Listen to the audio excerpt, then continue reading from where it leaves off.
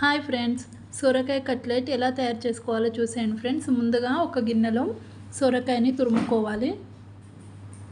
ఆనియన్స్ని కట్ చేసి వేసుకోవాలి.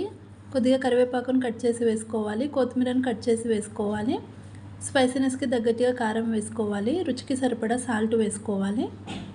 కొంచెం జీలకర్ర వేసుకోవాలి. కొద్దిగా అల్లం వెల్లుల్లి పేస్ట్ వేసుకోవాలి.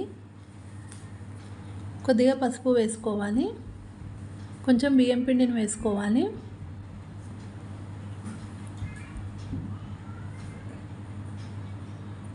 కొన్ని వాటర్ వేసుకొని కలుపుకోవాలి ఫ్రెండ్స్. చూడండి, ఇలా కలుపుకొని పెట్టుకోవాలి. ఇప్పుడు కొద్దిగా పిండిని తీసుకొని ఇలా కట్లెట్ లాగా చేసుకొని పెట్టుకోవాలి. ఇప్పుడు స్టవ్ ఆన్ చేసుకొని ప్యాన్ పెట్టుకోవాలి.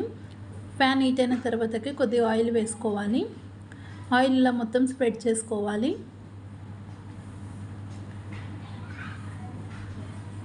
ఇప్పుడు ఒక్కొక్కటి తీసుకొని పెనం పైన పెట్టుకోవాలి.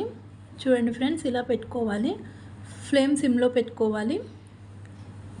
కొద్దిగా పైనుంచి ఆయిల్ అప్లై చేసుకోవాలి.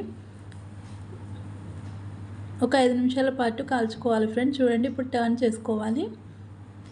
అంతేనండి, ఇప్పుడు మనకి కట్లెట్స్ అనేది ఫ్రై అయిపోయాయి. ఇప్పుడు ప్లేట్లోకి తీసేసుకుందాం. నచ్చితే like, share and subscribe to my channel friends.